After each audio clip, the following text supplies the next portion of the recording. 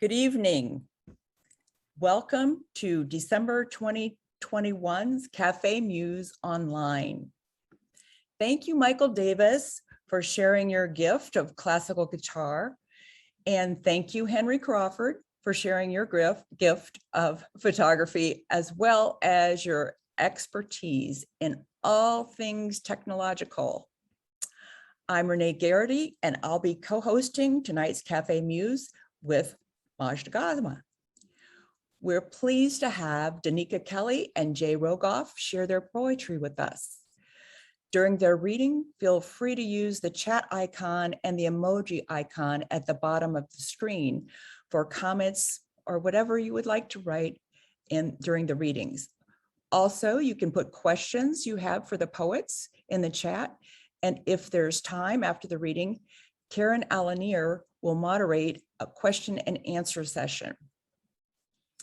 If you have difficulty hearing during the reading, look for the gray box at the bottom of your screen labeled CC.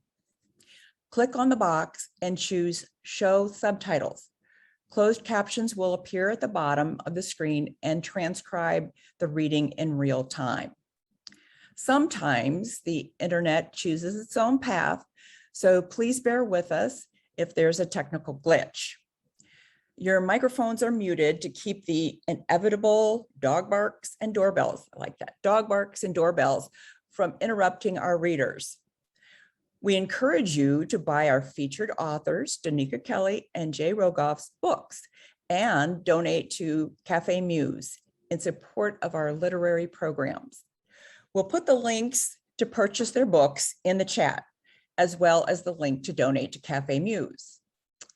Did I forget to say, we encourage you to buy Danika Kelly and Jay Rogoff's books and donate to Café Muse, and the links will be in the chat. I am pleased to introduce our first poet, Danika Kelly, and to hear her read her poems from her second collection, The Renunciation. When you hear them, you'll know why she won prizes and awards, such as the Cave Canem Poetry Prize, the Hurston Wright Legacy Award, and the Kate Tufts Discovery Award. You'll know why she's published in the New Yorker, the Atlantic, and the Paris Review, to name a few. And you'll know why the students at the University of Iowa are lucky to have her as a professor. Almost every poet is told something to the effect of, write your authentic self, write what is honest. Danika Kelly does just that in The Renunciation. Her poems explore what made her who she was through a broad range of topics: religion, childhood, abuse, loneliness, loss, and love, to name a few. Her poems do not hold back, and they have an acknowledgement of self. And in that acknowledgement is the opportunity for renunciation. Her range of forms is broad. There are sonnets, couplets, erasure poems, and many other types. She has a letter form that it's dear and then an M dash. So it could be to someone or no one. And her poems can be haunting, breathtaking, they can be shocking, mysterious, tender, and beautiful. Nature is a frequent participant in her poems. For example, in Love Poem, she writes so elegantly about love. Let us be ocean and coast, a taking into and over one another. One of my favorite poems, let's see if I have her book. One of my favorite poems is a dear poem, a letter poem, and it's also an eraser poem. I don't know if I can find it without my glasses, but it's one line. Oh, and it says, I want to forget so many things. That's just such a provocative poem. So please join me in welcoming Danika Kelly. Thank you, Renee. for that wonderful introduction. And thank y'all for being here tonight. I'm so happy to be reading with Jay, reading from my new collection, The Renunciations. There are a couple of routes through this book. I'm choosing the one that is slightly less sad. And so we'll see how that goes. But I am so pleased to be here with y'all, and thank you for spending a part of your evening. It was really cold today here in Iowa City. I don't know, that wind. I don't know if any of y'all live in the Midwest or have lived in the Midwest, but they are not joking about that business. So here's a poem about living in California. So this is one of the epistolary poems that Renee was referring to. So the title is Dear, D-E-A-R, with an M dash. So I'm going to read several of these tonight. And let me start my timer. All right. Dear, we come from abundance, each season bowed with rain, but here is the earth eager to flame, the air like salt, thirsty, even for the water we carry in our skin. New wanderers in this land, we do not know how to wait for water, have never waited so long for rain that every tree died, left to stand tender. For now, I watch the shoulder burn, drive through the smoke that blots the mountains and holds the old yoke of sun. I know nothing of fire, its reach, its spread, know only that everybody makes its own ash, manages its own diminishing.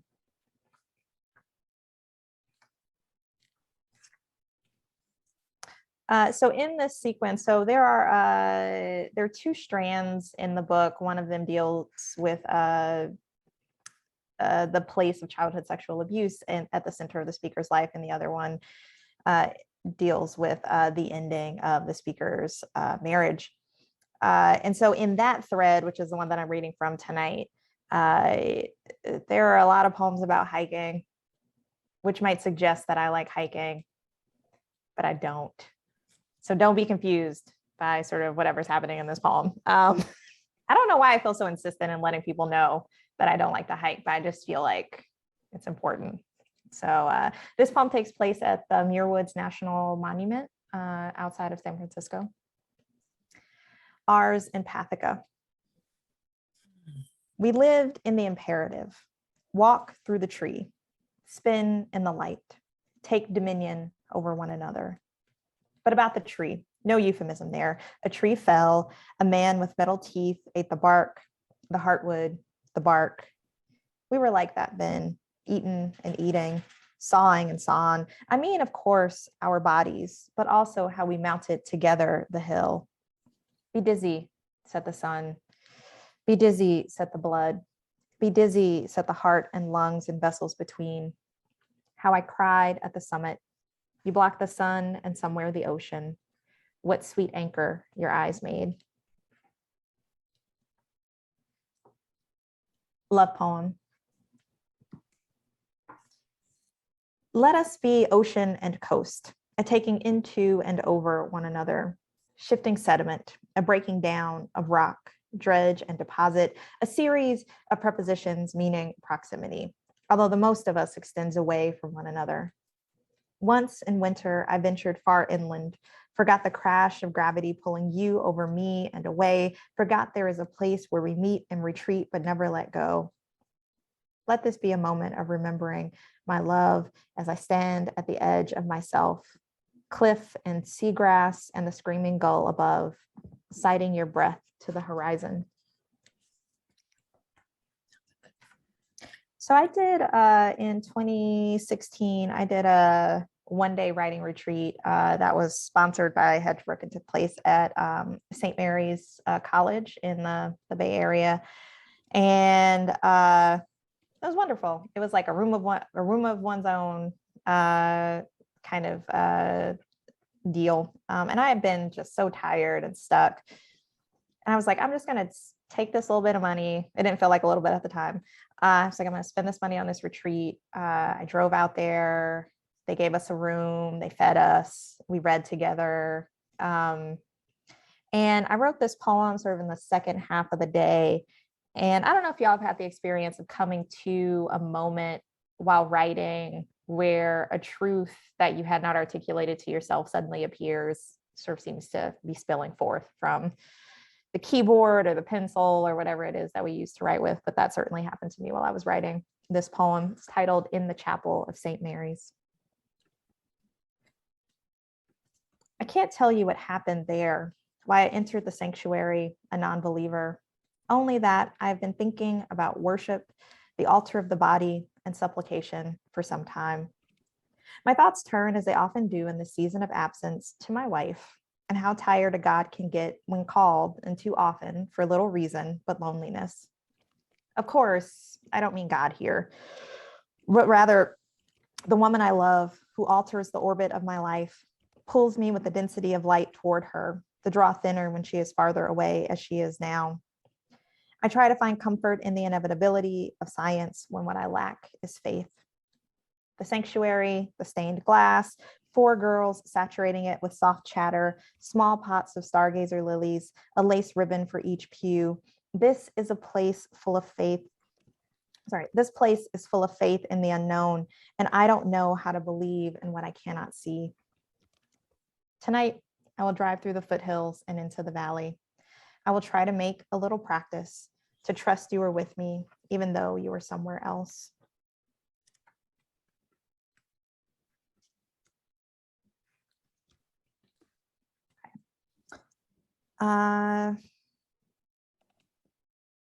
Okay, so Dear. And I think of this one as a little bit of a reprise to that love poem. My now ex-wife is very resistant to metaphor. So I was like, okay, let me try again. So, Dear, I am neither land nor timber, neither are you ocean nor celestial body. Rather, we are the small animals we've always been. Land and sea know each other at the threshold where they meet, as we know something of one another, having shown at different times some bit of flesh, some feeling. We called the showing knowing instead of practice. We said at different times a feeling comes. What is the metaphor for 2 animals sharing the same space? Marriage? We shared a practice, a series of postures. See how I become a tree. And you, a body in space. Citing Virtue, Rivergate Skate Center, Nashville, Tennessee. The man in orbit blooms a heart on his back. The heart blooms wings of water, and in me rises not mercy, but a sense of order. I've drifted, loosed from the one who bound me, a planet with no anchoring star. And I know this man is neither God nor sidereal body, but neither is he a woman with an alchemical heart. His skin, his beard, his full breast enrapture me, draw my gaze from every other whirling body.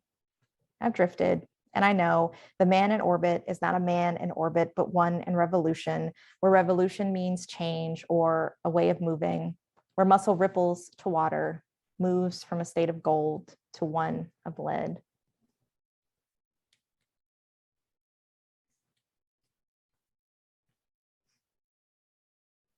So maybe y'all have had the experience of getting an incredibly personal, somewhat devastating tarot reading in front of a group of friends. That's what this poem is about. It was a little bit of a rough go, but this is titled Citing Tarot, Pflugerville, Texas. I learned how to hug here, how to draw a boundary and hold here against the gale force of my mother's late night rage and sob. Learned too what it meant to be chosen, to choose, brought myself back to the receiving line. My chest cracked into 2 wet pieces after a fall so lonesome I wasn't sure I'd survive, and met the arms practiced in mending. I asked Jenny to read my cards, Sid and Shannon on the couch behind me, Amber and Joe in the kitchen, Nat in from Berkeley, the kids running around, Carlisha, I'm sure, at my right hand.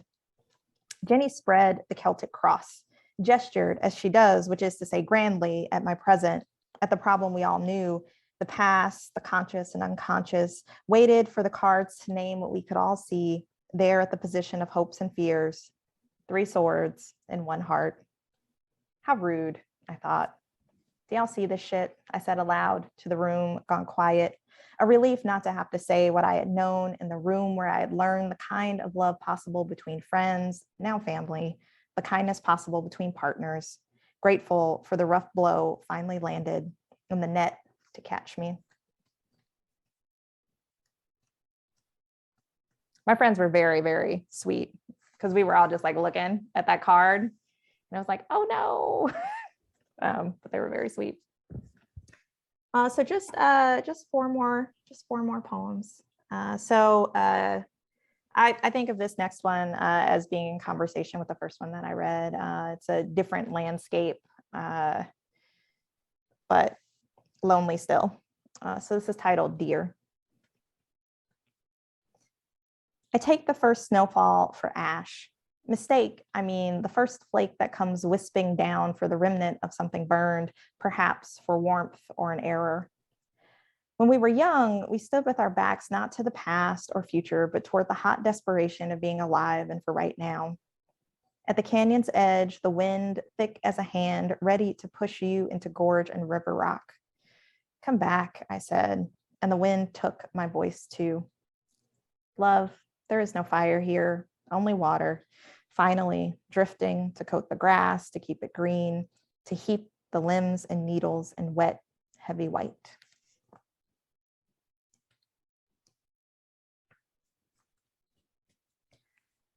So my grandpa has this friend named Steve. Steve is really wonderful.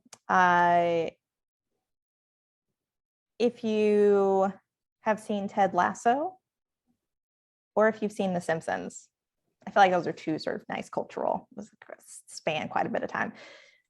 He's like Ned Flanders, who is like Ted Lasso. He's like very cheerful. So Steve and I went on a hike, and you now know how I feel about hikes. We went on a hike in Yosemite, and Steve kept saying, we're almost there, we're almost there. And we were not. That was a lie. Steve lied. But it was good nonetheless. Sighting almost, Vernal Fall, Yosemite National Park. Never mind the 600 stairs carved in granite, or my guide, a man with a mustache and no concept of almost, or my moaned, why are we going up this hill at every hill, or his response that what comes up must go down, or the somewhere we've almost reached. Mind instead the 3 friends who breached the safety rail for a picture on the rocks and were swept over the falls by a river gorged with a melting snowpack. How they must have held each other in their descent before the Merced broke them apart. That was some time ago. An old man hiking with his son-in-law flatters me. You are only pretending to be tired to make us feel better. The truth. I have come here to learn how not to kill myself. My guide takes my picture many times as we ascend. He captures Half Dome, El Capitan, Nevada Fall, and me, nearly upright, a silhouette before the sun.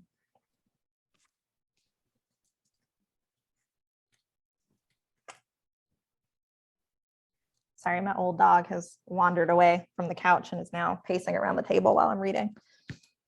You may see him in a moment. A dead thing that in dying feeds the living.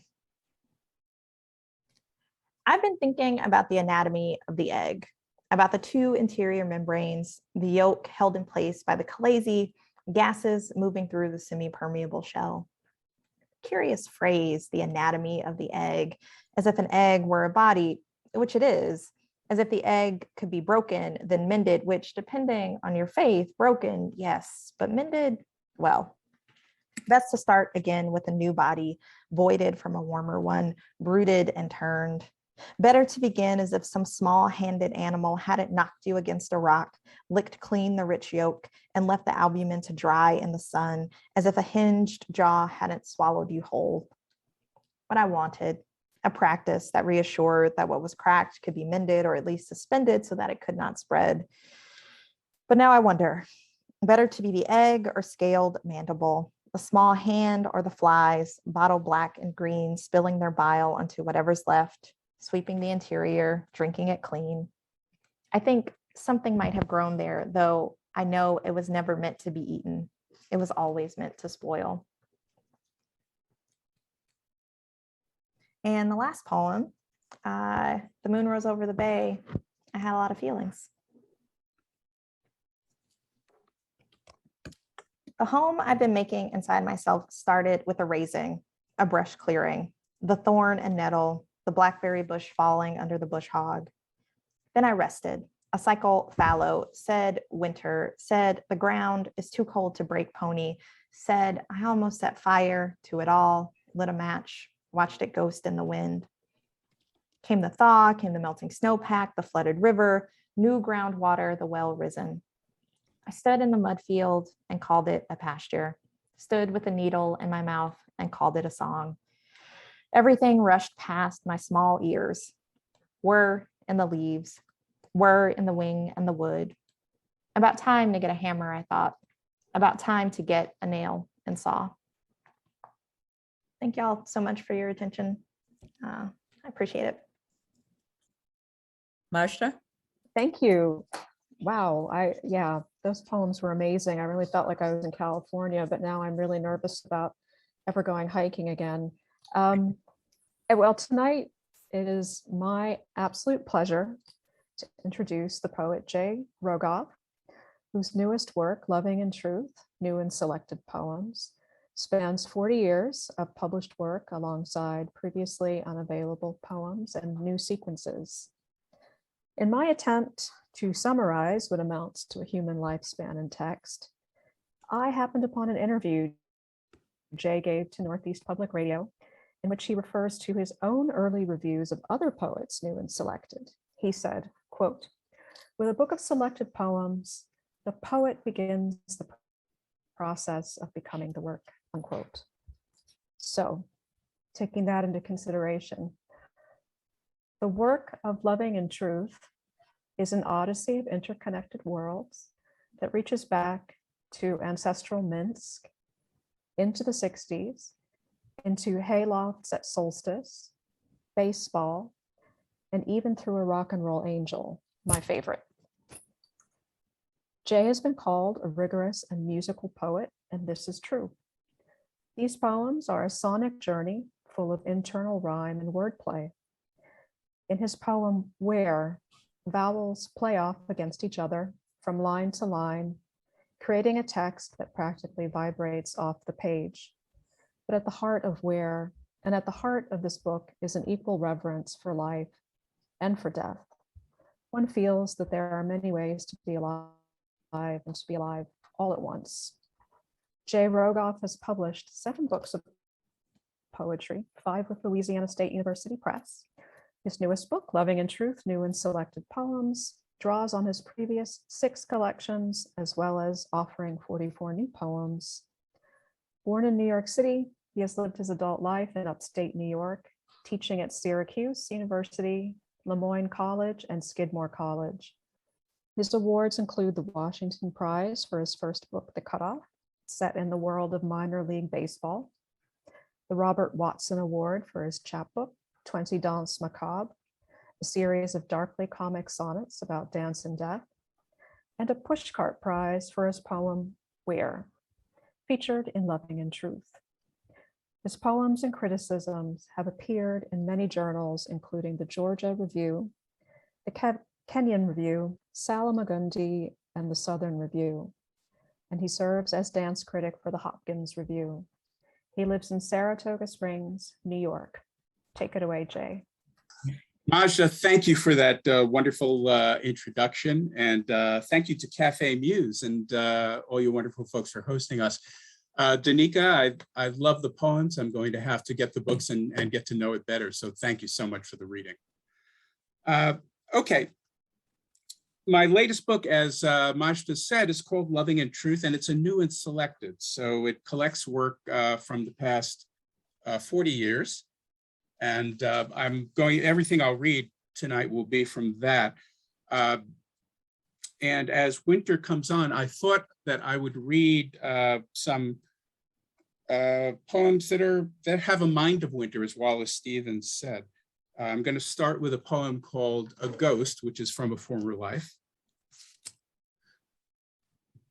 A Ghost.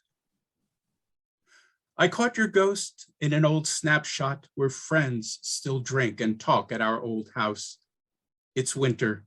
Brown tweeds and blue sweaters hide every shirt and blouse, and the window is blue iced. Still, everyone smiles in my study, mouths open in mid-word. The only black and white corner of this old world sits on my desk, the glossy 8x10 portrait of your head. Alone, you stare out at me. Our friends in color neglect the camera. Your indirect, direct, pale gaze, like a CGI effect next to a live actor, throws this world into an otherworldliness. Otherwise, you're out of the picture. The party whirls warmly about your face, which hovers in its own dimension, a place forbidden to lovers, friends, anyone not paying you attention.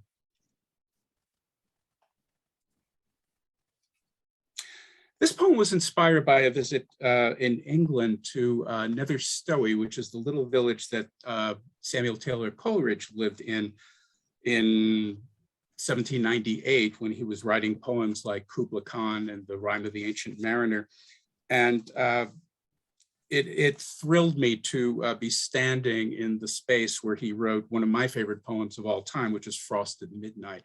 And Frost at Midnight is a meditative poem. And in the middle, he realizes that his son is sleeping next to him, whom he's been paying very little attention to. And he says, suddenly, my babe, so beautiful, it thrills my heart with tender gladness thus to look at thee. And so that's in my mind as I'm going through the poem. Nether Stowey. Dear Coleridge, I'm a stranger in your house, and do not think of you as lunatic or some nut nodding off to opium, but a man feeling too keenly the touch of other human beings who needed air, cold air around him to anesthetize his overloaded senses just enough to get on with the grim business of living.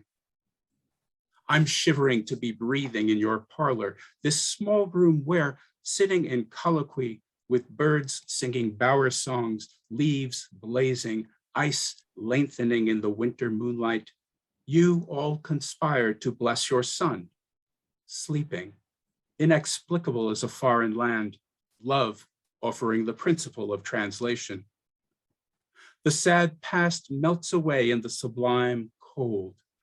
Dorothy Wordsworth, Dorothy tells how you walked the knife edge of Helvellyn, on either side a sheer drop, at night, in shoes with licorice soles. In childlessness, I hear your pen enact those words, my babe, so beautiful, scratching the midnight silence like a record groove's promise of Mozart. The missing film that fluttered on your fire, I've loaded in my camera, the little chamber I used to violate your intimacy. Make me a companionable form, as much a stranger as on barging in, I steal away hearing your strange nocturnal words collect, turning my head, sadder, stranger still.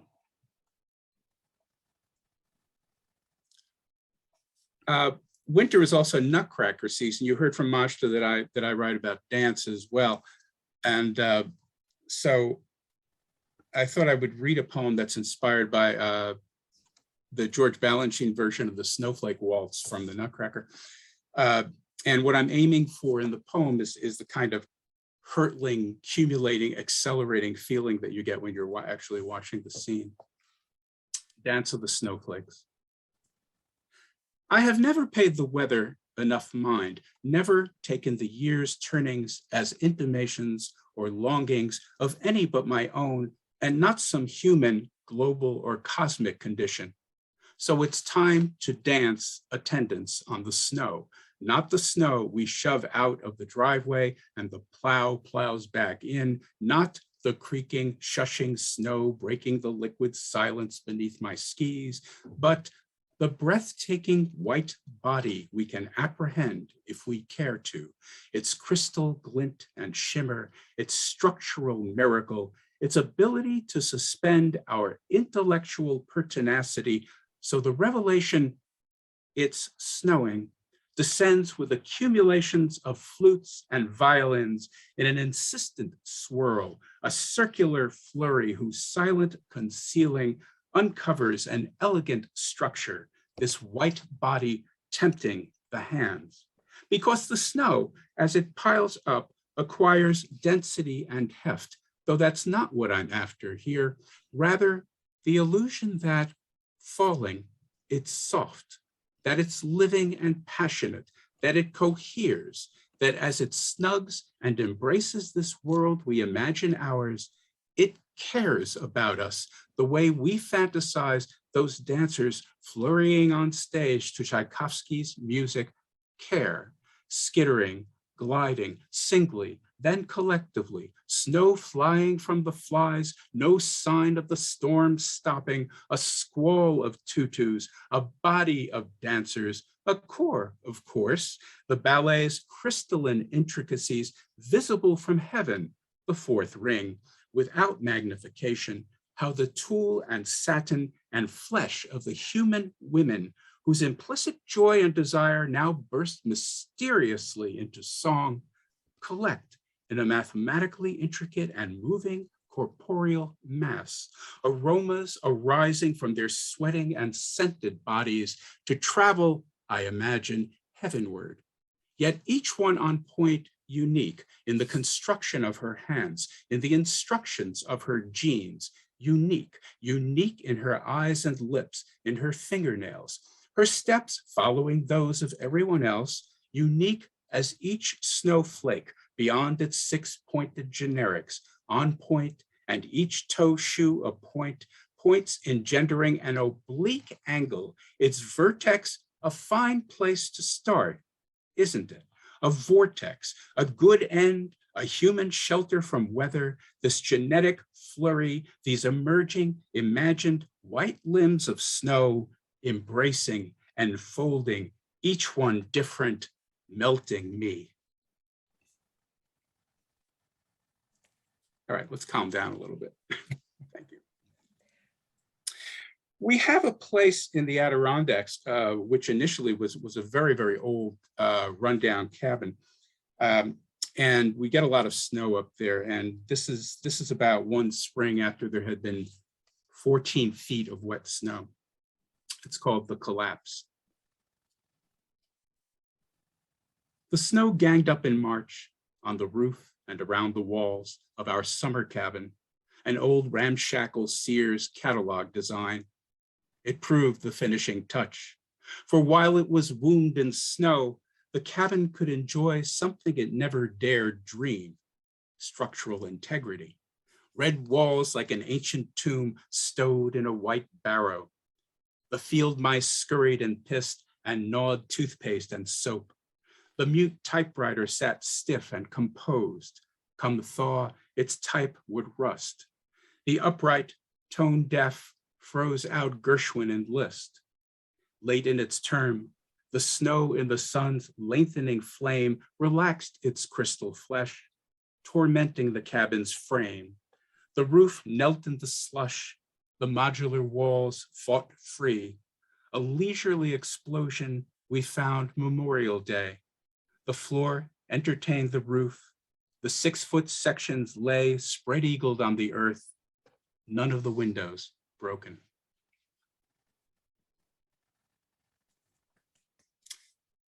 It's a little premature, but it's a poem called January. It's a sonnet, a tetrameter sonnet. My wife collects creche figures from all over the place, but sent home from France largely, and so they're all over the house. So this is January, after they've had their thing. At last, the living room rolls back from holy night to starless day. Your Christmas creches packed away for the lengthening months. Adios, tin cactus, flip up backdrop for our blade-like sheet tin Jesus, God's little razor. Au revoir, Madame, outside the manger with two cats to bless Bebe, one black, one white. Arrivederci, paisan, dancing reverently with your bear. Magi, Mary, ox and ass, go up to the attic for hibernation, when dreams shall prophesy your rescue, a newborn life next shrunken year. Okay, this one comes with a bit of a show and tell. The cover illustration on one of my books, The Long Fall, is a painting by John Curran, and I don't know. I think you're not going to be able to see that very well with the lighting, so I think I'll just have to read the poem. And the poem begins rather casually as a skeptical description of the painting, and then it ends rather causally. Three women after John Curran's Stanford After Brunch. Everyone's head's too big. Everyone's neck's too long. Everyone's knees are a bit too sharp. In every way, the painters judged them wrong. The upholstered chair crowds the upholstered couch, so the woman at right appears to have one leg wedged between the furniture. Ouch. But she grins heedlessly, a rich rag, once a husband's shirt, knotted round her head in a lusciously careless coiffure, a round dome palpably echoed by buttocks that project far past the frame to tender and insolent offer, eluding the eye, embraced by the imagination, the dirty imagination, the jittery thrill of this exercise in uncanny titillation. I adore the beautiful middle figure, blonde hair pulled tight and cascading around her stretched bronzino throat, her smile an emblem of occult delight. She tucks up her too scrawny right leg, and I can discover her left leg and her right arm nowhere. Her face betrays a gleam from nowhere, stupidly brilliant, her serene, downcast eyes almost distracting from how, reckless of nature, her amazing, realistic eyebrows rise an inch too high on her forehead's cool slate. The dark-haired woman at left laughs so hard, she squints, her hand a claw, her upper teeth glinting in lamplight like a scalpel blade. Clutching little cigars, martini glasses chiming in a triad, they enjoy a cackle at the fruits of happiness. The room hums, homey with conspiracy, a rumbling hum, shuddering safety glass, scorching books, sparing dental evidence from blown-up buses, holy sites, whole cities resurrected picturesque as ruins, in coffee table books browsed by three women, hot as fore gossip, cool as an after whisper, spinning, shearing, and casting us out to moan in an envy inevitable as winter.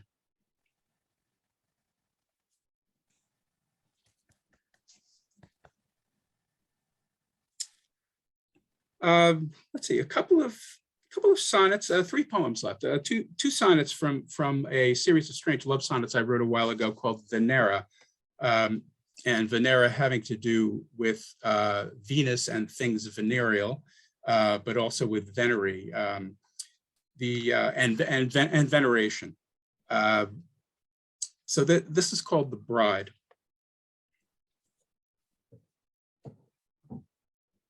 Chasing my darling through the snow-lit trees to a room in a realm where rain always rained, I knelt outside spying love through the blind and fingering the pane, its cracked glass splitting my view between dress and undress, light breaking from skin emerging ungowned, unblue, unvelveted, my sight unstained save for that other between her and my eyes.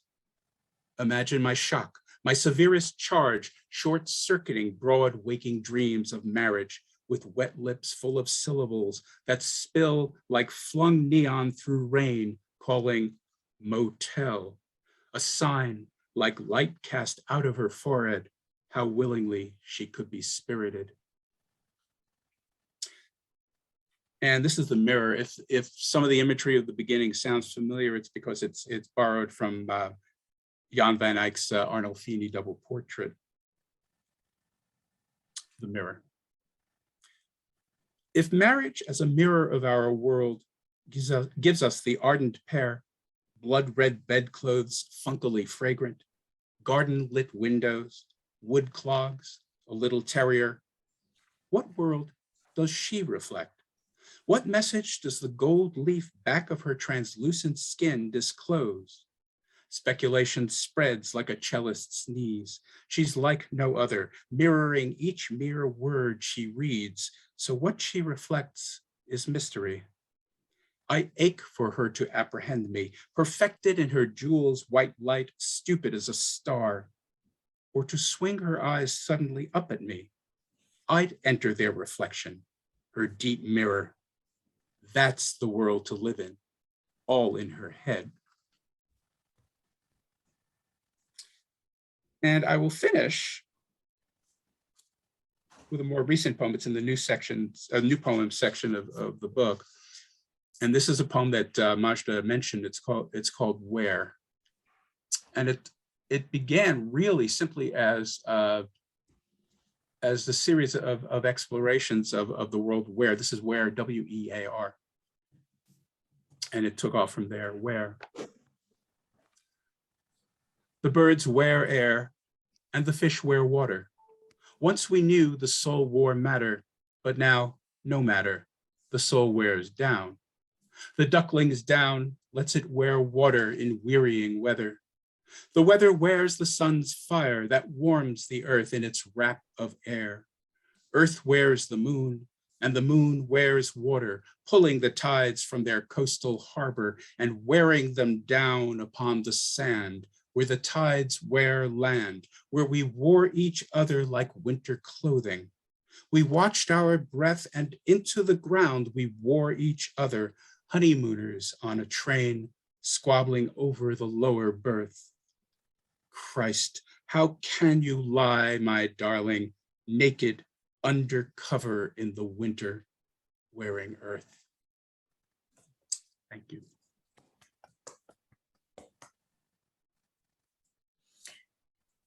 Thank you very much, Jay. I do believe we have some time for some questions of you and Danika. Danika, do you want to unmute your microphone? Karen, are you? I'm ready. Okay, Karen's ready. Let's Okay. go.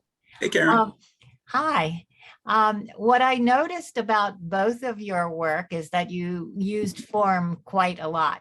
But what I want to ask you both is, since you're both teachers, what kind of advice do you give your students relative to reading and relative to writing?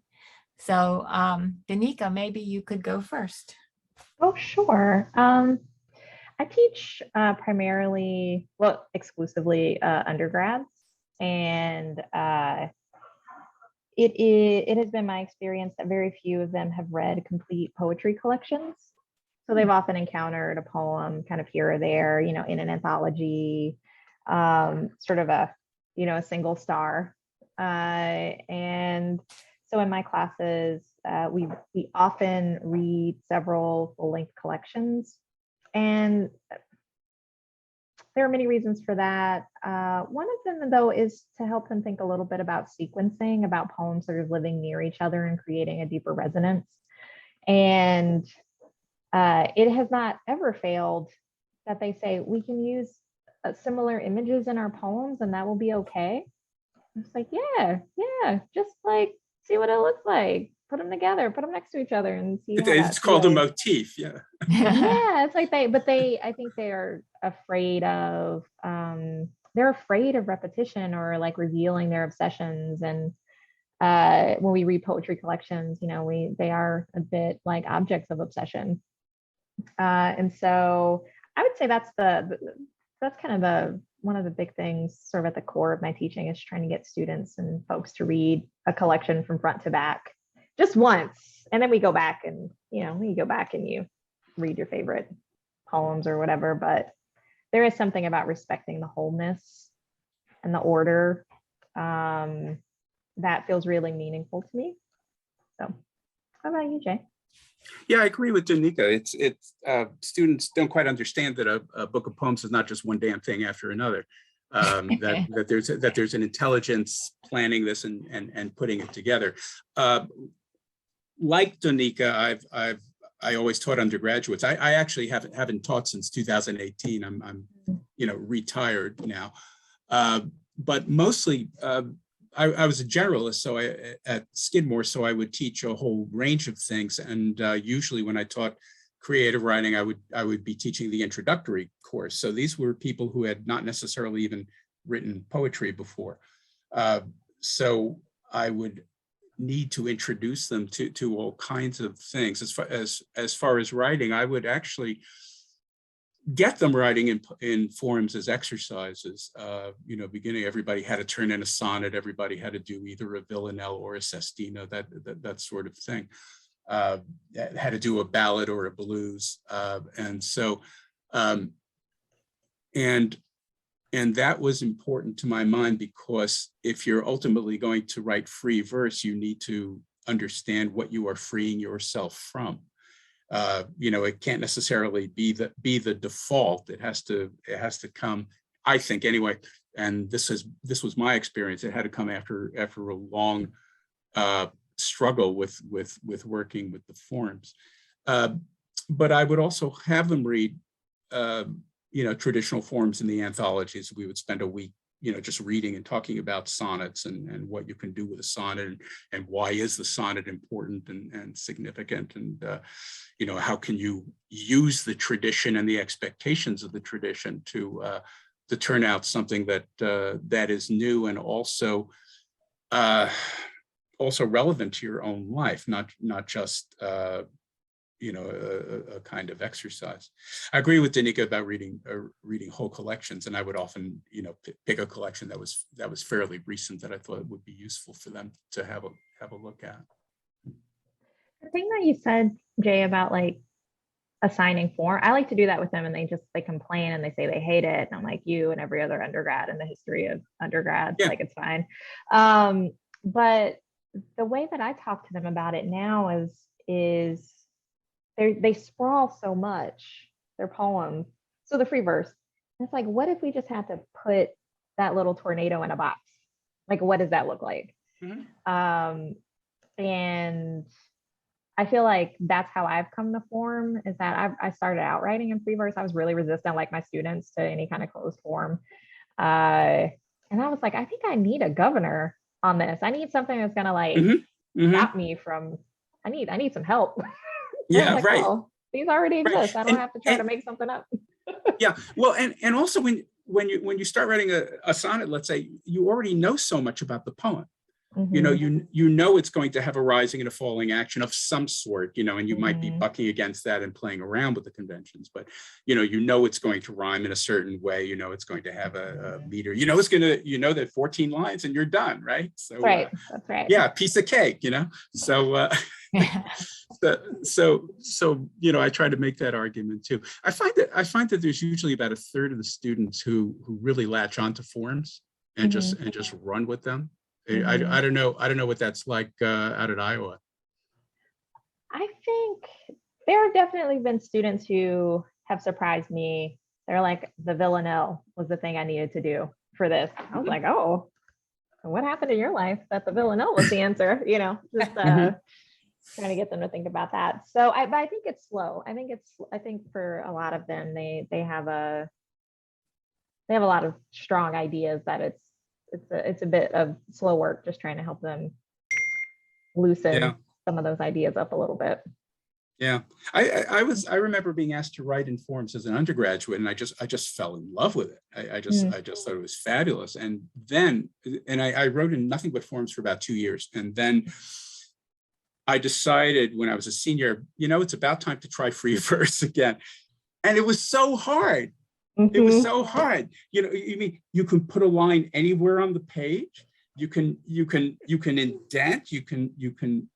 The line can be any length. What determines what a line is, and what determines what a stanza is, and so on. Yeah. A ghastly freedom. All right. Well, thank you for those answers. I think we always gain from these kinds of mini tutorials here. I have a question from Majda, and this one is for Danika. So given the nature is a feature of your work, what do you think about the changes occurring in our natural world, such as the impacts of climate change? And has that emerged at all in your work? So a lot of the work that nature is doing in my work and in my poems in some ways is at the level of description. Mm-hmm.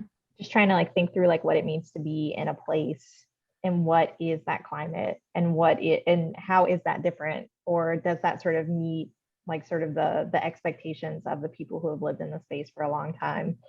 And I was in California in 2015 and 2016. And as usual, I think for the last like maybe 10 or 15 years, it was in a pretty bad drought. And things were, I mean, like, and it was like at that time, one of the more devastating fire seasons, like maybe to that point, the most devastating fire season that the state had experienced. And there was a reckoning around how they had pumped out all of the groundwater in certain parts of the Central Valley. And that's like the sort of big backdrop against which my very small story is happening. My sort of small sadness is just sort of like reeling out against that backdrop. I find that I think we're in a bit of a harrowing time, and it's hard to pay attention and feel hopeful. So maybe I won't go too far down that train of thought, but the thing that has been helpful and has come into my work is thinking about the natural world on a longer time scale. So thinking about geologic time, thinking about the many iterations of climate that have existed on this planet that we have been able to track through like rock formations and the fossil record and that kind of thing. It's like the Earth has been many, many different ways, and we've only been here for a very small amount of time. And this is perhaps not the most chaotic. Certainly not. There was a whole time where it was just like meteors were raining from the sky and the surface was like molten lava. So this is not that. That's more or less where I am. But I have been really interested in thinking through. I've lived in a lot of different parts of the US, and the conversations around climate and climate change are really intense, and it does come into my work because I am thinking about it. I'm thinking about like where I am, what does it mean to live here, what does it mean to have a sustainable life, and to perhaps not be too cruel to the land. I don't know, it's complicated. But yes, it definitely is complicated. Thank you for your answer. And I want to ask Jay a very short question, which might have a long answer, but you can't do it. You've got to go like 1 or 2 sentences, Jay.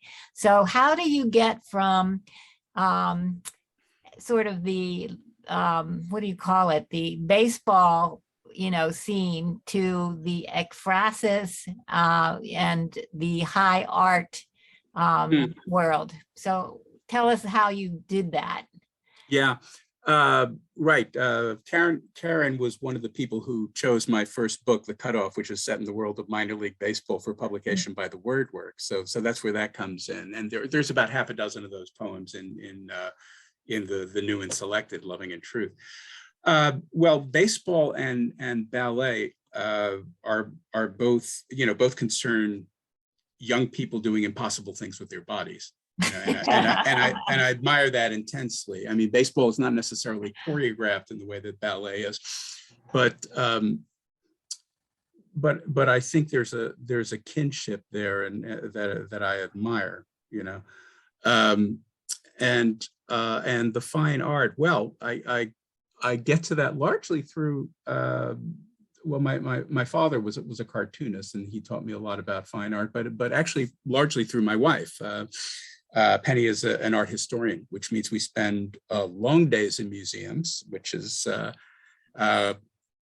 which is long, but it's very good for the work. And I find myself discovering how the multiplicity of ways that you can interact with a work of art. And I try to have them not be ekphrastic paintings in the sense that here is a poem about a painting. Actually, Three Women, the poem I read, is probably the closest I've come to that. But to see the painting as a kind of alternative universe that I can commute back and forth between in the making of my poem, without necessarily even letting on that I'm dealing with a painting in the poem. Oh, okay, very good. partly I'm dealing with turning this back over now to Renee to close out our year. Thank you, Renee, for all that you do, and to all the other Café Muse coordinators, especially Susan Oki, who's planning to step back after this year ends, and we're going to miss her quite a bit. So anyway, yours, Renee. Thank you, Karen. Thank you for all you do. Well, we've come to the end of our program this evening and the end of 2021's programs, but we'll be back on Monday, January 23rd, 2022 at 7 p.m. And we've got a fabulous lineup of poets. And so I want to spend some time right now and thank our poets that we had this evening. Danika and Jay, what wonderful readings. And it really is good to read a collection from front to back. And they were just incredible poems. And I thank you. It's been a pleasure listening to them. And don't forget the links to purchase their books and to donate to Café Muse are in the chat. I want to thank my co-hosts, Majda Gama, Ellen Cole, Henry Crawford, Leah Johnson, Susan Oki, and Birgie Zenhausen. And our Café Muse founder, Karen Alanier. As Karen mentioned, unfortunately, our co-host, Susan Oki, who keeps us all in line, will be leaving at the end of this year. And since I'm having trouble with that, maybe Susan, you can make it just a sabbatical or return as a guest host. Anyway, Susan, we thank you for sharing your love of poetry, your time, and your friendship with us, and we'll miss you. If you want information about Café Muse or want to watch previous readings, check us online, YouTube, Twitter, and Facebook. And join us, as I mentioned, on January 3rd, 2022 at 7 p.m. for the first Café Muse of the year.